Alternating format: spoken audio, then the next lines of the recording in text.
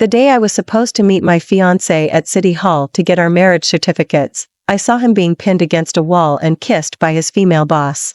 He didn't have time for me, only throwing an ultrasound report and a debit card my way. Moments later, my social media post was flooded with their official announcement, captioned, "Thank you, Miss Sarah, for giving me a home." When I confronted him, Ryan's text message arrived belatedly, "Miss Sarah is pregnant.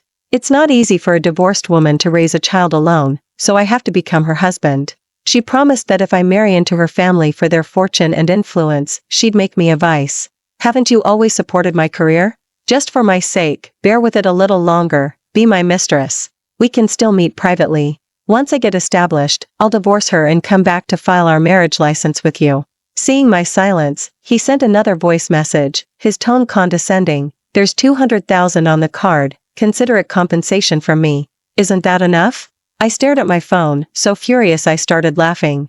Did he really think the princess of the Vance family from New would care about his 200,000? I immediately called Liam of the influential Hayes family from New's elite circles. I agree to our strategic marriage alliance. Before we continue, please subscribe to this channel and let us know in the comments where you're tuning in from. At City Hall, Liam was filling out a form. He moved quickly, not even lifting his head as he signed. I took the pen and signed my name in the spouses section. The entire process took less than 10 minutes. Liam took 2 marriage certificates and handed one to me. He pulled a black card and a set of keys from his inside suit pocket. "The card has no limit, and the mansion is in Summit. It'll be convenient for you to live there. I'm leaving for a conference in Europe tonight, for a week at most." After he finished speaking, he said at his watch, "There's no time left. I'll start planning the wedding as soon as I get back." Before I could react, he had already disappeared from the City Hall entrance. My phone restarted, and messages flooded in. They were all from Ryan. "Grace, are you really going to keep this up? Not answering calls or texts? Miss Sarah said that once I'm settled in the VP position, she'll let me divorce her. Then we can start over. What are you making a fuss about now? Everything I'm doing is for our future. Why can't you understand that?" I deleted them one by one, without replying. Returning to the apartment Ryan and I used to share, I took out my key and opened the door. The moment I pushed the door open, I froze. The living room carpet had been changed. The original minimalist gray was replaced with tacky oversized red peony patterns. The sofa was covered with pink lace cushions, and plastic flowers sat on the coffee table. Just then, I heard voices from the kitchen. "Ryan, I want a soothing warm drink. Could you go buy some tremella mushrooms?" "Okay, I'll go right away." I walked to the kitchen doorway and saw Ryan peeling an orange for a pregnant woman. The woman was leaning against the counter, her belly prominently rounded. When she saw me, her smile instantly froze. "Why are you back?" Ryan turned, his expression complex. "Grace, you've come at a good time. I was just about to talk to you. Miss Sarah, this is Grace, the one I mentioned to you before." Sarah scrutinized me from head to toe, her tone judgmental. "So this is that thoughtless little girlfriend?" She turned to Ryan. "Didn't you say you'd already broken up with her?"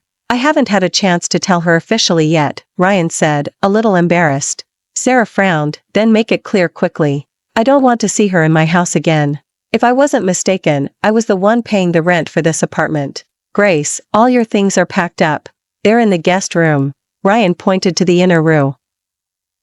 You should go stay somewhere else for a while.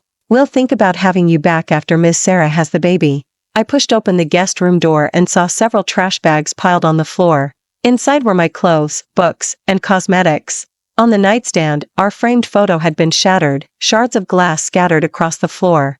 It was one of the few photos we had together from our 3 years of dating. I knelt down, wanting to pick up the pieces. "Don't touch it. What if you cut yourself?" Ryan walked over. "I'll clean it up."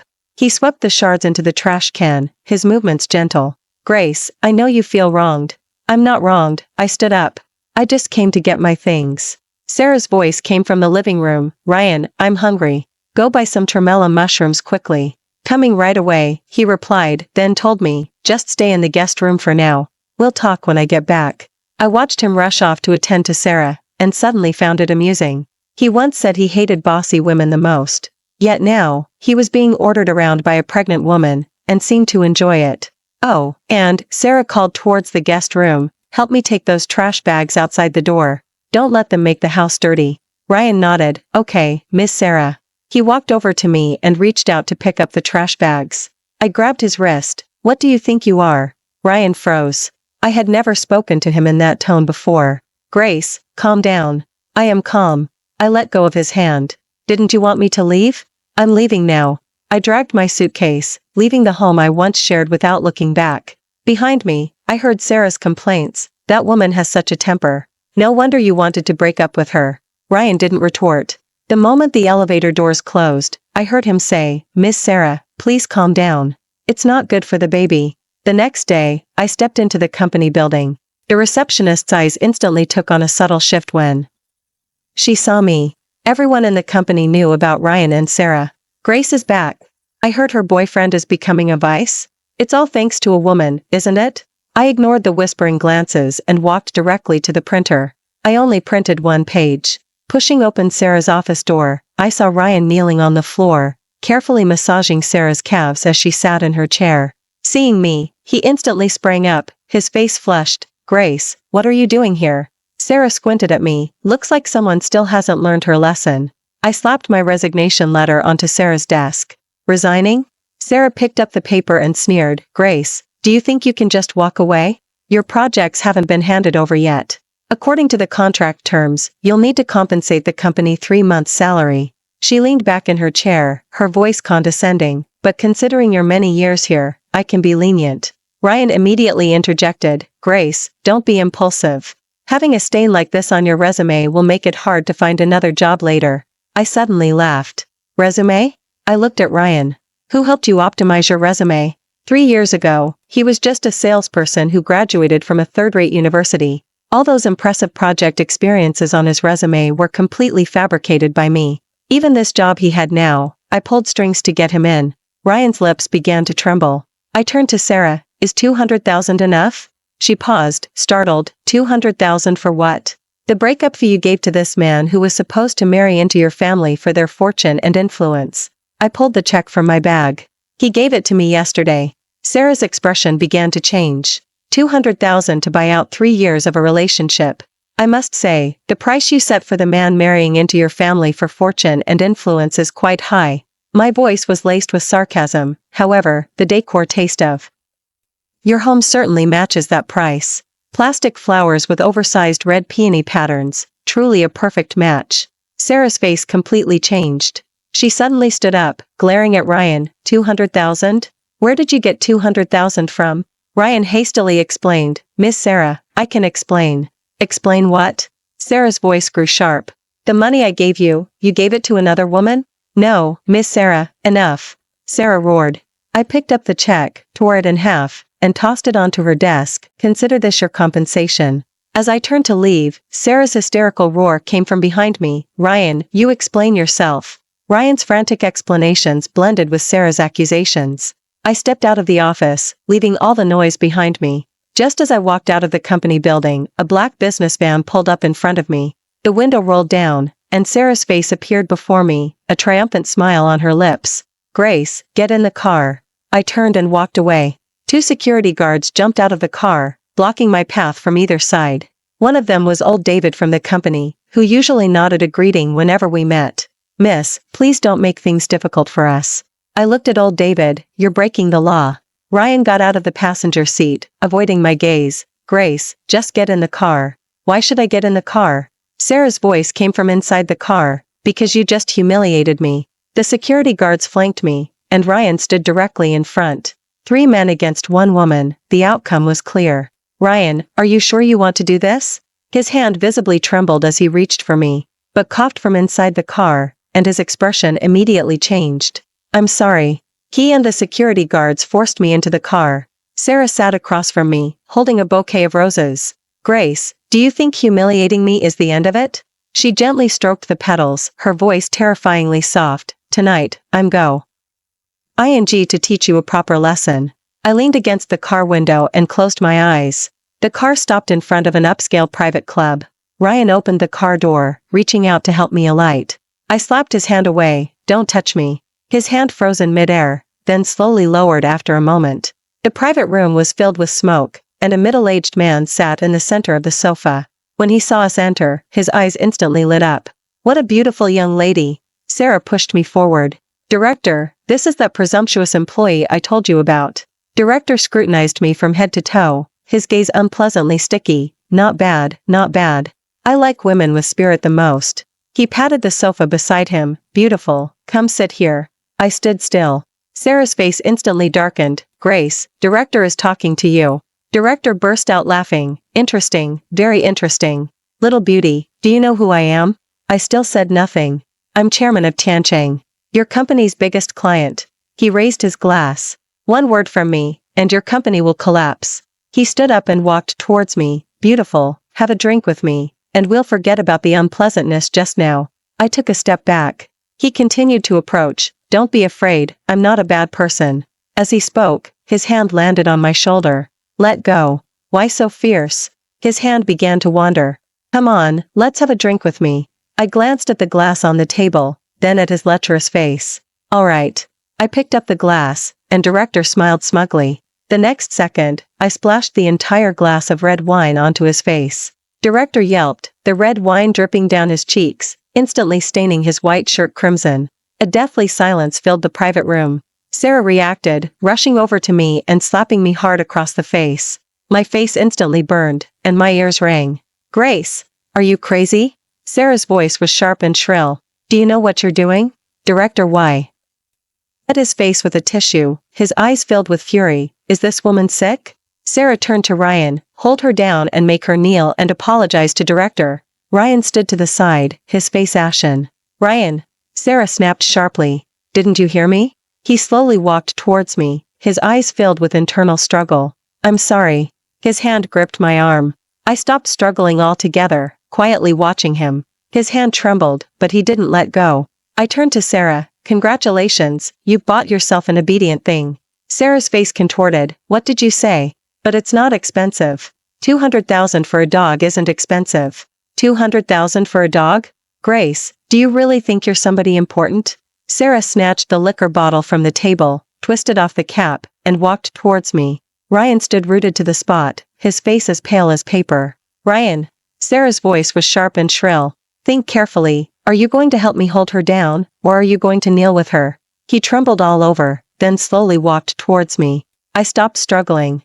When his hand grabbed my arm, I clearly felt his trembling. Director leaned in, his greasy smile nauseating. Little beauty, are you scared now? Sarah suddenly gripped my chin, forcing the bottle's mouth against my lips. The liquor poured into my mouth, making me cough violently. I pushed her away. The liquor ran down the corners of my mouth, soaking my clothes. Ha ha ha ha. Didn't expect the little beauty to have such a good figure. Director clapped his hands in approval. Miss Sarah, that's a brilliant move. Sarah wasn't satisfied. Kneel and apologize to director. With that, she dragged me to the floor. I struggled to get up, but Sarah pressed down on my shoulders with all her might. I said, kneel. I looked up, without a hint of surrender in my eyes. Seeing my gaze, Sarah grew even angrier. She turned to Ryan, her eyes icy. Ryan, think carefully. Are you going to help me hold her down, or are you going to kneel with her? Ryan's eyes flickered with hesitation, then his hand pressed down heavily on my shoulder again. His hand clamped onto me like an iron vice, his other hand pressing on the back of my head. I'm sorry. I'm sorry. His voice was barely audible. My head was forced down to hit the floor. Soon, I couldn't tell if what was on the ground was red wine or my blood. Ha ha ha ha. Sarah let out a triumphant laugh. That's more like it. Wouldn't it have been simpler if you'd done this earlier? Director also laughed until he could barely stand. Little beauty, do you know what you're up against now? Keep bowing. You have to do 99. Sarah wasn't satisfied. Bow and say I'm sorry as you do it. I knelt on the floor, covered in liquor stains, my hair disheveled. All right, that's enough. You don't have to bow anymore. Just then, the private room door was violently kicked open. A tall, slender figure appeared in the doorway, exuding a palpable aura of menace. Who gave you the nerve to lay a hand on my person? Ryan froze for a few seconds, then stood forward, putting on a brave face. Who the hell are you? This is our private business, get out. Ryan's shouting abruptly stopped. Because when Sarah clearly saw who had entered, her face instantly turned ashen, her legs gave out, and she collapsed onto the sofa. Mr. Hayes. Director hadn't fully processed it yet and was about to speak, but Sarah fiercely pulled him back. Liam didn't look at any of them, walking directly towards me. He took off his suit jacket and wrapped it around me, covering my liquor-stained clothes. It's all right now. His voice was as light as a feather, yet it instantly brought tears to my eyes. I hung my head, not daring to look at him. Covered in liquor stains, hair disheveled, how could I let him see me in such a state? He crouched down, using his slender fingers to wipe the liquor stains from my face. His movements were as gentle as if he were handling a fragile porcelain doll. I looked up, meeting his deep eyes, which held emotions I couldn't decipher, swirling within them. Tell me, whose hand touched you? His voice was soft, yet everyone heard it clearly. I raised my trembling hand and pointed at Director. A bodyguard immediately stepped forward, grabbing Director's wrist without a word. A crisp cracking sound echoed, and Director shrieked, collapsing to the floor. My hand continued to point at Sarah. She was scared out of her wits, waving her hands frantically. Mr. Hayes, I was wrong, I was wrong. A bodyguard walked towards her, and she was so terrified she wet herself. Finally, my hand stopped on Ryan. To be precise, it was on the hand that had held me down. Ryan finally realized something was terribly wrong and hastily tried to explain. She's my girlfriend, we were just kidding around. A bodyguard stomped down, instantly pulverizing Ryan's hand bones. Arg! His screams were gut-wrenching, and he collapsed into a pool of blood. At that moment, his assistant entered the private room and respectfully reported, Mr. Hayes, bankruptcy liquidation procedures for Michael and Sarah's trading have already been initiated. Sarah completely broke down, crawling to Liam and bowing her head repeatedly. Mr. Hayes, please spare us, we truly know we were wrong. Liam didn't even spare her a glance, picking me up. As he reached the doorway, he paused, his cold gaze sweeping over the collapsed figures. She belongs to Liam. I leaned against Liam's chest, feeling the familiar warmth of his body. The moment I walked out of the private room, I heard Sarah's heartbreaking wails. In the elevator, Liam held me even tighter. I'm sorry, I came late. I shook my head. Liam's kindness to me in those few minutes surpassed all of Ryan's kindness over 3 years. The elevator doors opened, and a line of black-suited bodyguards stood outside. Seeing us emerge, everyone respectfully bowed. Hello, madam. Liam carried me down the corridor, every step steady. From today onward, you don't have to go anywhere, he whispered in my ear. Just stay by my side, okay? I closed my eyes, tears welling up again. This time, they were tears of joy. The next morning, I flipped open my phone and was almost shocked speechless. Not only had Hayes announced the wedding, but Vance's official social media page, typically low-key, also shared the news, with the caption, "Welcome home to our only princess, Grace." Some people, the Vance family has taken note of. The comments section exploded. Vance? The most prominent family in New, the Vance family? Oh my god, she's actually a princess of the Vance family. A strategic marriage alliance between the Hayes family and the Vance family, what an incredible combination. I stared at the screen, my hands trembling slightly. My older brother had actually revealed my identity. My phone rang, it was an unfamiliar number, but I knew who it was. Gracie, you've been wronged. Ethan's voice was filled with suppressed anger and heartache. Dad said if the Hayes family can't protect you, the Vance family will personally bring you back. If the sky falls, we'll hold it up. My eyes instantly welled up. From childhood, the Vance family had never allowed me to suffer the slightest injustice. This time, I had deliberately hidden my identity because I didn't want to put pressure on Liam, but I hadn't expected to nearly bring shame upon myself. Hanging up the phone, I looked at myself in the mirror. For the first time, I truly felt the confidence that came with my lineage. At that moment, Ryan, in the hospital, had already collapsed when he saw the Hayes family's official announcement. Then, when he scrolled to the Vance family's announcement, his mind went blank with a boom. He finally understood the true weight of the home and knew I had once mentioned. He had offended 2 behemoths he wasn't even qualified to look up to. Sarah wasn't faring any better. Seeing the double official announcements, her jealousy instantly turned into shock and apprehension. Ryan's phone call came through again. This time, he was pleading me. Gracie, I didn't know you were a princess of the Vance family, I really didn't. If I had known, I absolutely wouldn't have dared. I listened calmly, my voice icy. It doesn't matter who I am. What matters is what kind of person you are. Whether it's Grace of the Vance family or just ordinary Grace, you don't deserve me. I immediately blacklisted all his contact methods. The doorbell rang. Outside was my elder brother's special assistant. He respectfully handed me a document. Miss, this is a homecoming gift from Mr. Ethan, the acquisition of all properties under Sarah and directors' names, awaiting your signature. The next day, I walked into the familiar company building, wearing heels.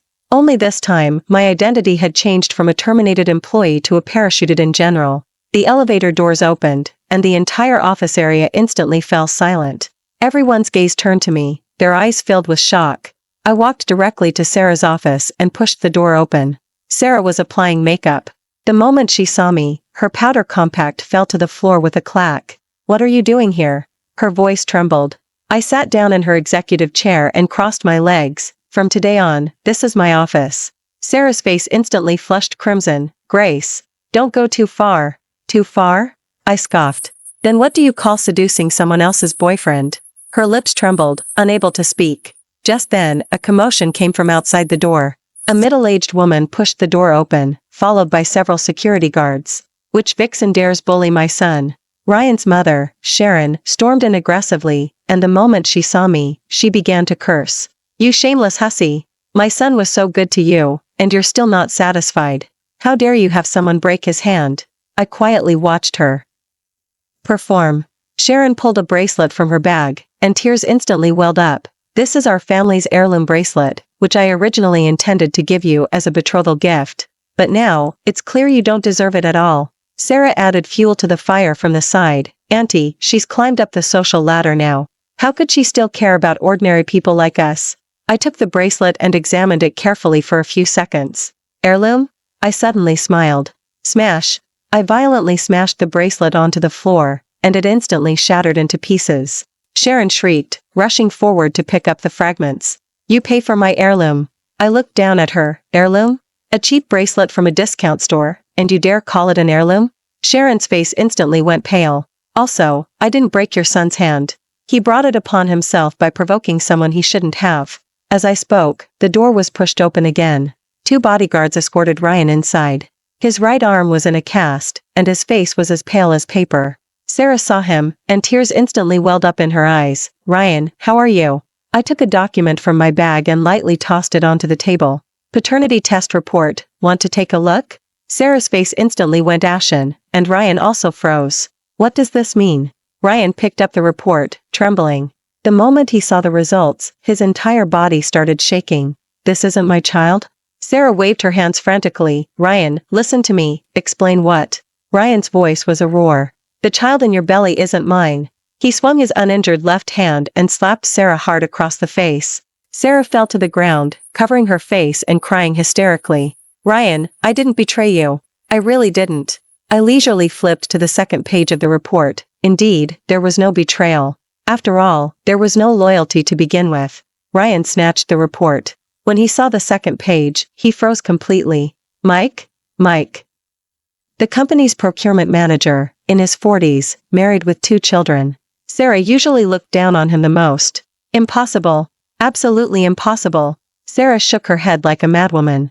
"How could I possibly be with that disgusting fat man?" I picked up my phone, dialed a number in front of everyone, and put it on speakerphone. "Hello, is this Mike's wife?" A woman's voice came from the other end of the line. "Who is this?" "I'm a colleague from your husband's company. There's something I need to tell you." Before I could finish, the door was suddenly burst open. 2 formidable middle-aged women stormed in simultaneously. One was Mike's wife, and the other was director's wife. "Which vixen dares to seduce my husband?" The farce in the office finally ended. Mike's wife and director's wife took turns, beating Sarah until her face was bruised and swollen. She cowered in the corner, none of her former arrogance remaining. Sharon was also harshly slapped by reality and left sheepishly. I had the bodyguards clear everyone else out, leaving only Ryan. He sat on the sofa, his gaze vacant, the cast on his right arm glaringly obvious. "Gracie, I really didn't know the child wasn't mine." His voice was hoarse, with a choked cry. I took a photo from my bag and gently placed it in front of him. It was a photo of our golden, Summer, whom we once had. Ryan saw the photo, and tears instantly welled up. "Summer, you still kept her picture." He reached out, trembling, wanting to touch the photo. I quietly watched him immerse himself in false sentimentality. "Ryan, Summer didn't die of illness." He froze, tears still on his face. "What do you mean? You killed her." That sentence made him stiffen completely. "You bought cheap rat poison and casually left it on the coffee table. Summer accidentally ingested it and died of poisoning." My voice was terrifyingly calm. I came home and saw Summer convulsing. It was too late by the time I took her to the animal clinic. The vet Said she could have been saved if she'd been made to vomit in time. No. He suddenly clutched his head, shaking it frantically. You're lying to me. I didn't kill Summer. I took out my phone and played a recording. It was the veterinarian's diagnostic record from back then, clearly stating the cause of death. Ryan listened to the recording, trembling all over. He remembered that day when he came home. Summer excitedly leaped towards him, and he had disdainfully pushed her away. If he had looked closely then, would he have noticed anything unusual? If he hadn't carelessly left the rat poison lying around, would Summer still be alive? I watched him break down mentally, my heart completely unmoved. I took out the last document from my bag and tossed it in front of him. These are the proofs of your business fraud. I've already handed them over to the police. Ryan suddenly looked up, despair flashing in his eyes. Gracie, you're going to destroy me. No, you destroyed yourself. That night, I returned home. Liam was sitting on the sofa, holding a half-burnt old photograph, his expression complex. What's wrong? I walked over. He looked up at me, his eyes holding a tenderness I had never seen before. Gracie, do you believe in fate? He handed me the photograph. The photo showed a girl of 17 or 18. Although half of it was burnt, I recognized those eyes. My heart suddenly raced. This is the girl who saved me in a fire many years ago. Liam's voice was very soft. She gave me the courage to live, then she disappeared, leaving only this. He pulled a fragment of an heirloom pendant from his pocket. I froze. Trembling, I took off the necklace from my neck, the heirloom pendant I had worn close to me for years. The two fragments fit perfectly together. It's you. Liam's voice trembled. I suddenly remembered that fire, and the injured boy covered in burns. I thought he had died. I never expected that after all these years, we would meet again. Liam. My eyes instantly welled up.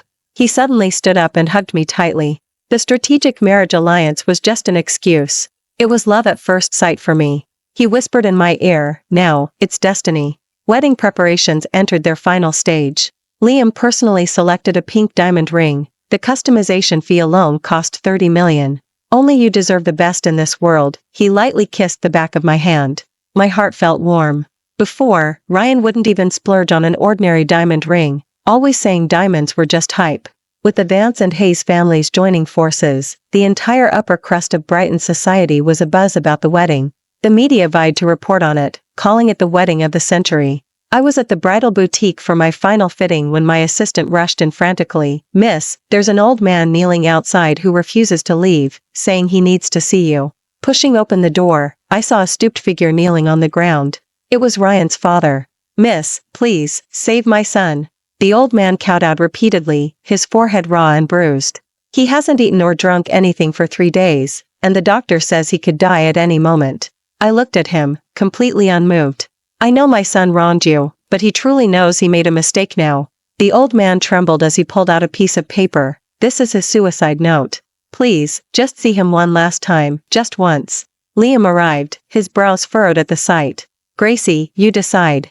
He held my hand. If you want to go, I'll go with you. If not, I'll have someone clear the entrance.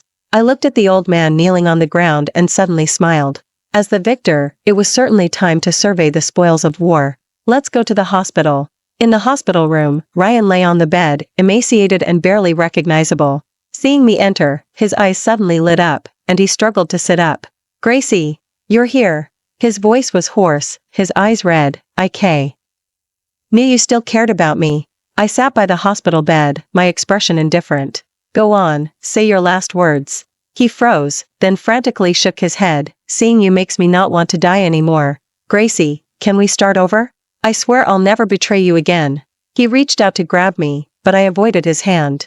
I truly knew nothing about Sarah's situation. I'm a victim too. And all those business matters, director forced me into them. He spoke more and more agitatedly, as if grasping at a lifeline. Just forgive me this once, let's start over.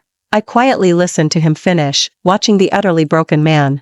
Ryan, live well. You don't have the right to die. I walked out of the hospital room without looking back, his desperate wails echoing behind me. Liam was waiting for me outside the door, his eyes filled with heartache. Is it all over? I nodded, suddenly feeling a lightness I had never experienced before. The wedding proceeded as scheduled. The entire upper crust of Brighton society was talking about the wedding of the century. I stood in the dressing room, wearing a custom wedding gown worth 8 figures. My assistant nervously reported, "Miss, it's full of reporters and distinguished guests outside. They say even the mayor has come." Looking through the window, luxury cars stretched in a long line, and the red carpet extended as far as the eye could see. At that moment, I remembered the simple wedding Ryan and I had once imagined. He always said, "Just a casual ceremony is fine, we need to save money." Ridiculous. "Miss, it's time to go." Ethan was waiting for me outside the door, impeccably dressed in a suit, his expression solemn. "Nervous?" he asked. I shook my head. The wedding venue was as beautiful as a fairy tale.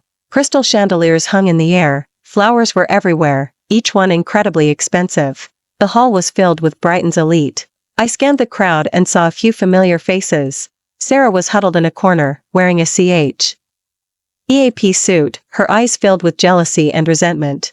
Next to her were a few of Ryan's friends, all with their heads bowed, not daring to look directly at me. How they had mocked me back then, saying I wasn't good enough for Ryan. Now, they were only fit to look up to me. The music started, and everyone stood. I linked arms with Ethan and slowly walked towards the altar. Every step I took felt like I was treading on the hearts of those who had once looked down on me. Liam stood at the front, and the moment he saw me, his eyes blazed with intense light. Ethan placed my hand into Liam's. The two men exchanged a look, their eyes filled with solemn trust and promise. The moment the ring slid onto my finger, I heard suppressed sobs from the audience below. It was Sarah crying. She probably never imagined that the foolish woman she had schemed against and trapped would now be the most esteemed woman in Brighton. Liam gently caressed my cheek, slowly leaning in for a kiss. Fireworks burst in the night sky, dazzling and spectacular. The applause from the audience was unending. The elders of both the Vance and Hayes families wore smiles of satisfaction. Their genuine affection and acceptance completely crushed the outside rumors that I had married above my station. As the gathering dispersed, I saw Ryan's father at the doorway, pushing a wheelchair. Sitting in the wheelchair was a gaunt Ryan, who gazed at me from afar, his eyes filled with regret and resentment. I gave him a faint smile, then turned and linked my arm through Liam's. Time flew by, and suddenly a year had passed. I sat outside the delivery room at the hospital, and upon hearing the cries of babies from within, my eyes immediately welled up with tears. "Congratulations, Mrs. Vance, it's boy-girl twins," the nurse announced as she brought out the two little ones. Liam was so excited his hands were trembling. He carefully took his daughter, his eyes red-rimmed. "Gracie, we have children." Ethan and Grandpa also rushed to the hospital. When they saw the two little babies, they nearly started arguing on the spot. "The boy twin must have the Vance surname," Ethan declared, full of righteous indignation. "Nonsense. They both must be Hayes." Grandpa bristled with anger. Lying weakly in the hospital bed, I couldn't help but laugh out loud, watching those two older men argue fiercely over who got naming rights. Back home, Liam was playfully teasing the two little ones. Our daughter could already roll over, gurgling and reaching out for me. Our son, a little rascal, was clutching his dad's finger tightly. I sat on the sofa, taking the warm water Liam handed me. That evening, I received a message. It was from the hospital, a report on Sarah's condition. Her mental state was deteriorating, and she often talked to herself in the mirror, muttering incoherent things. As for Ryan, I heard he'd taken his parents back to their family's old farmhouse in the countryside. No one ever mentioned them again. As if they had never existed. On a weekend afternoon, the sun was exceptionally warm. Liam and I were playing with the children on the mansion's lawn. Our son had learned to crawl and was chasing butterflies all over the grass. Our daughter sat on a small blanket, concentrating on her building blocks. "Daddy, Mommy," our son called in his little voice, toddling over to us. I opened my arms to catch him, my heart overflowing with joy. The sun was setting, casting golden light across the lawn. The children laughed and played around us, and Liam held me close. In this moment, time stood still, and all was serene. Thank you for watching today's story. If you enjoyed this video, please give it a like and share it with your friends. We look forward to hearing your thoughts in the comments. Feel free to share your perspectives, and don't forget to subscribe to our channel for more exciting stories. See you next time.